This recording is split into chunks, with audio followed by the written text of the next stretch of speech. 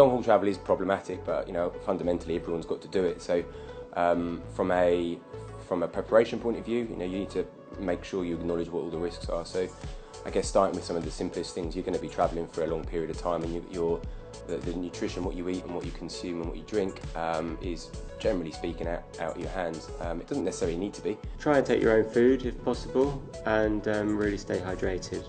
Probably the most important thing you can do is to just take some sports drink, pop it in your bottle once you've bought it in the airport, and just keep all your electrolytes high, and just look after yourself. Their meals are likely to be relatively small in portion size, so if you're a big sailor with a big energy requirement, you're going to have to make sure you top that up. We spend a lot of time travelling and a lot of time in aeroplanes, which can really dehydrate you. The air circulation in them isn't great, and so it kind of means that if anyone's got a cough or a cold on the plane, it's very likely to spread. So we really need to try and reduce that risk by staying as hydrated as possible. I'll always carry a hand sanitising gel. Stay on top of that. Try and avoid shaking people's hands if you can. I know it's antisocial, but it can sometimes be beneficial. We generally embed a policy in the first 24 hours is low-level activity, and not trying to add an additional stress into the body when it's in its most vulnerable time window of resynchronization.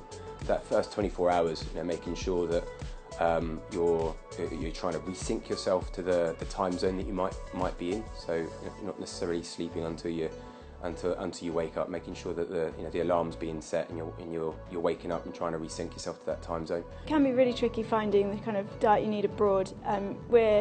I'm particularly quite a fussy eater, and so we try and take as much aboard with us as possible. Obviously if you're travelling on a plane, that's quite difficult, but obviously everywhere has vegetables and your fruit and spinach and stuff, and so I will take my smoothie maker, so I can make my morning sort of smoothie which incorporates all those things, and just gives me a really big boost to the day.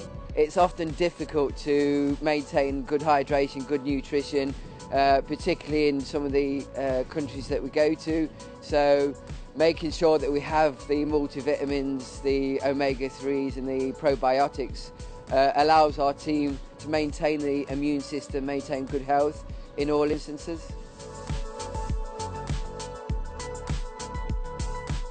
Basically what you're trying to do is trying to get your body to realise what the new time zone is. Not going to bed when you're tired and trying to go to bed at the time that you would normally go to bed in the new time zone is a good practice. It's hard for the first few days. It's amazing how quickly you can resync to that.